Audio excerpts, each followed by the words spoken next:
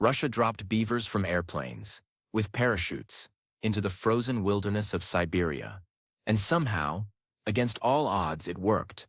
It transformed entire ecosystems that scientists thought were dead forever. Rivers came back to life. Forests exploded out of permafrost. And it all started because someone looked at a beaver and thought, yeah, let's strap a parachute to that thing and see what happens.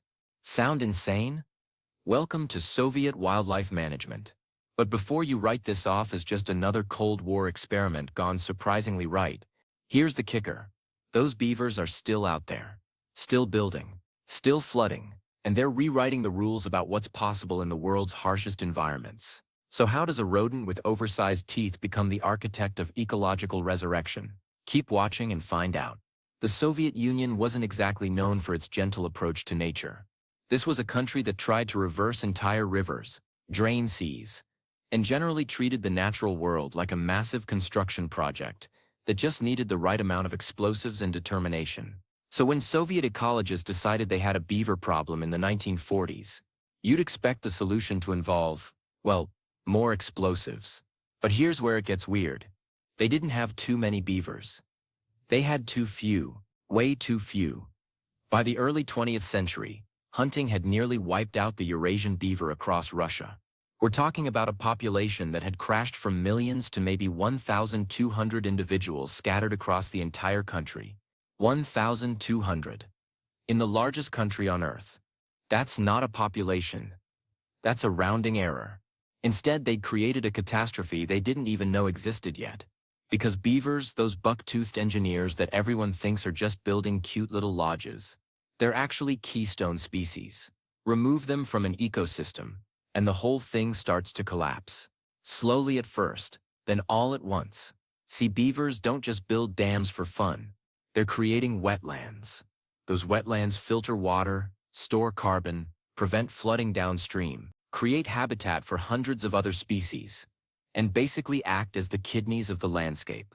Without them, rivers straighten out, flow too fast, cut deeper channels, drain the surrounding land, and turn what used to be rich floodplains into dried-out wasteland. And Siberia. Siberia had thousands of miles of rivers that had forgotten what a beaver looked like. The damage was done. The question was whether anyone would notice before it became permanent. Someone noticed.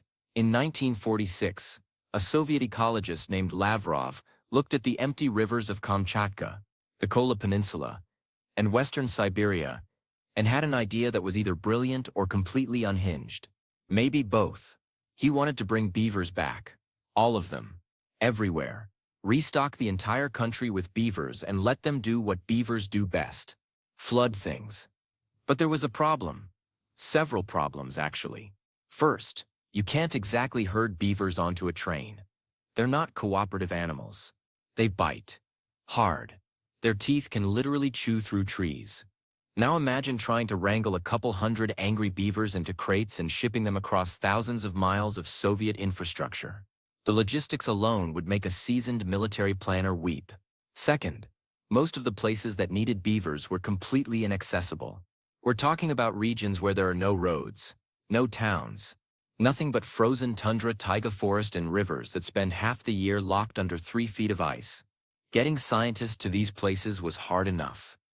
Getting live beavers there seemed impossible. So Lavrov came up with a solution that sounds like it came from a very drunk game of what-if parachutes. They'd put the beavers in wooden crates, attach parachutes, and drop them from airplanes. Just yeet them out at a few hundred feet and hope the parachute opens. Problem solved. And somehow, against every conceivable odd, this worked. The Soviet beaver bombing campaign of the late 1940s and early 1950s became one of the most successful and definitely the most unusual wildlife reintroduction programs in history. They dropped beavers into the Kamchatka Peninsula, into the forests of Karelia, into western Siberia. Hundreds of beavers floating down from the sky like furry, very confused paratroopers. The survival rate? Better than anyone expected. Most of the beavers walked away from the landing, found the nearest river, and immediately got to work. No training required, no adjustment period. Just pure instinct kicking in the moment their feet hit the ground. Dam building isn't something beavers learn. It's hardwired. You could drop a beaver on Mars, and if there was water, it would try to dam it. Now here's where the story gets really interesting. Because the Soviets weren't just trying to bring back beavers for ecological reasons. This was still the Soviet Union. There had to be an economic angle. And there was fur. Beaver pelts were valuable. The idea was to create a sustainable fur industry by restocking wild populations. Capitalism with Soviet characteristics, or communism with capitalist characteristics. History's still working that one out. But something unexpected happened. The beavers started changing the landscape faster than anyone anticipated. Within 5 years, rivers that had been straight, fast-flowing channels began to meander. Dams appeared, ponds formed, floodplains that had been dry for decades suddenly went underwater. Willows and alders, which need wet soil to survive, started sprouting along the banks. Birds returned, fish populations exploded. The whole ecosystem started rewinding itself. Scientists watched this happen in real time and realized they'd accidentally stumbled onto something massive. Beavers weren't just animals you could harvest for fur. They were ecosystem engineers, restoration specialists, nature's answer to ecological collapse. And they worked for free. Let's talk about what beaver dams actually do, because this isn't just about blocking water. When a beaver builds a dam, it's creating a cascade of effects that ripple through the entire landscape. The dam slows the river down. Slower water drops its sediment, building up rich soil on the riverbed. It also spreads out, flooding adjacent land and creating wetlands. Those wetlands become sponges, soaking up water during heavy rains and releasing it slowly during dry periods. This matters more than you might think. In Siberia, where the ground is frozen solid for most of the year, water can't sink into the permafrost. When snow melts or rain falls, it just runs off fast. This causes spring floods downstream and droughts upstream. But beaver ponds change that equation. They hold water in place. They let it sink into thawed soil around the pond edges. They prevent catastrophic flooding and extend the water supply through the dry season. And there's more. Beaver ponds raise the water table. That means the soil around them stays wet even during droughts. Trees grow faster. Grasses grow thicker. Moose, deer, and other large animals are drawn to the lush vegetation. Predators follow the prey. Fish use the ponds as nurseries. Birds nest in the dead trees that beavers kill by flooding them. Because apparently even beaver mistakes create habitat. The numbers are staggering. One beaver family, consisting of 2 adults and their kits, can maintain a complex of dams and ponds covering several acres.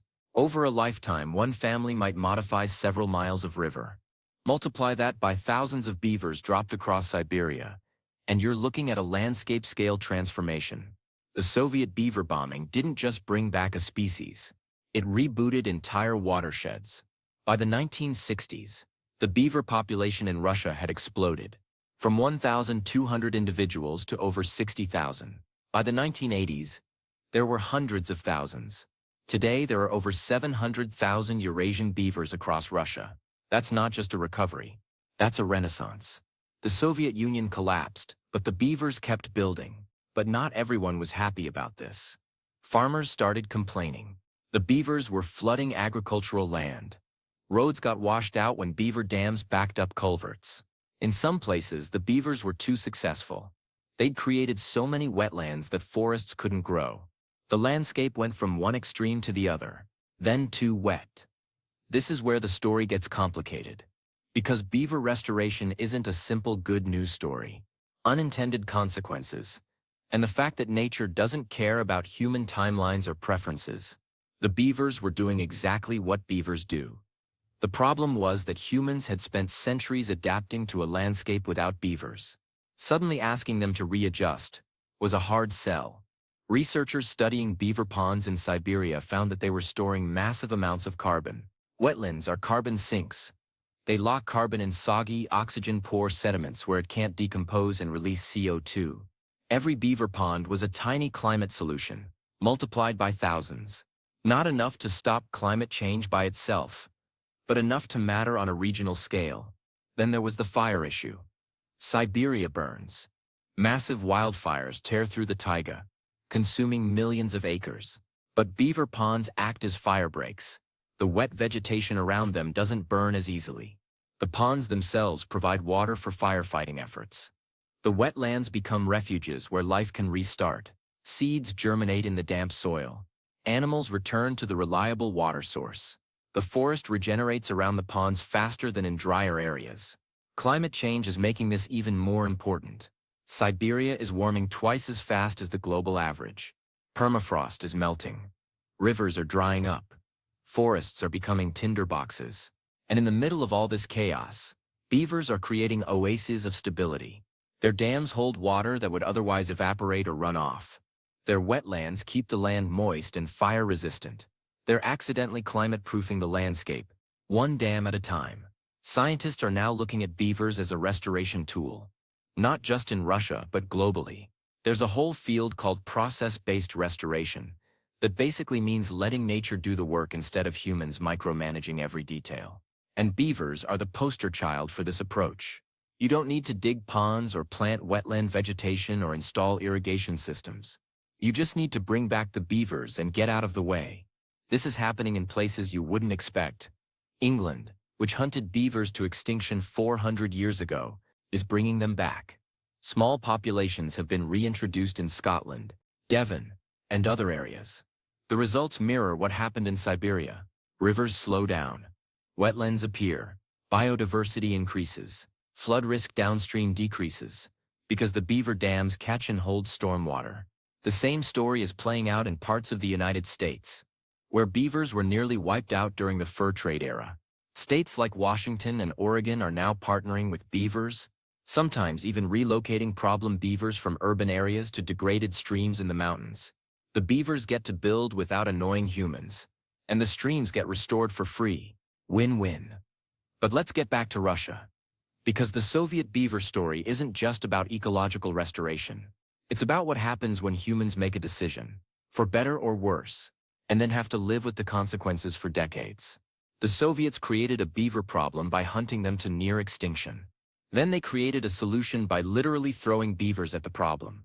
And now, 70 years later, Russia is dealing with the long-term effects of both decisions. Some rivers have too many beavers. Populations have boomed beyond what the habitat can support. In some areas, beavers are running out of trees to cut. They're gnawing through power poles, destabilizing roads, flooding infrastructure. The government has had to implement controlled harvests, bringing the population back into balance. The fur industry that the Soviets envisioned, but it's small and carefully managed. And here's the truly wild part. Those original parachute drops, they worked so well that genetic studies show modern beaver populations across Siberia descend directly from those aerial pioneers. The beavers remember nothing about being thrown out of airplanes. But their descendants are everywhere, still building, still flooding, still reshaping the land exactly as their ancestors did. There's a lesson here about unintended consequences. The Soviets wanted fur. They got ecosystem restoration. They wanted economic benefit. They got climate resilience. They wanted a quick fix to a population crisis. They got a 70-year ecological experiment that's still ongoing. Sometimes the best solutions are the ones that work in ways you never anticipated. This is especially relevant now, as climate change accelerates and ecosystems around the world face unprecedented stress. The old approach was control. Engineer everything. Dam the rivers yourself. Irrigate the land. Fight nature until it submits. Energy intensive. And often fails catastrophically when conditions change. The one the Soviets accidentally pioneered with their beaver bombs is to work with nature, find the keystone species that can do the heavy lifting, reintroduce them, protect them, and then let them work. It's cheaper. It's more resilient. And it creates benefits that no human engineer could predict or replicate. Beavers aren't the only example. Wolves in Yellowstone, sea otters in kelp forests, prairie dogs in grasslands, elephants in African savannas, the species that create habitat and resources for everyone else. Remove them and the system degrades. Bring them back and it regenerates. But here's the catch.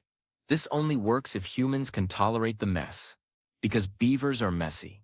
They flood places you don't want flooded. They cut down trees you wanted to keep. They don't follow property lines or respect human plans. Working with nature means accepting that nature has its own agenda, and that agenda might not align perfectly with ours. The Russians learned this the hard way. Then they learned to adapt. Farmers near beaver habitat installed protective fencing around valuable trees. Road engineers designed culverts that can handle occasional flooding.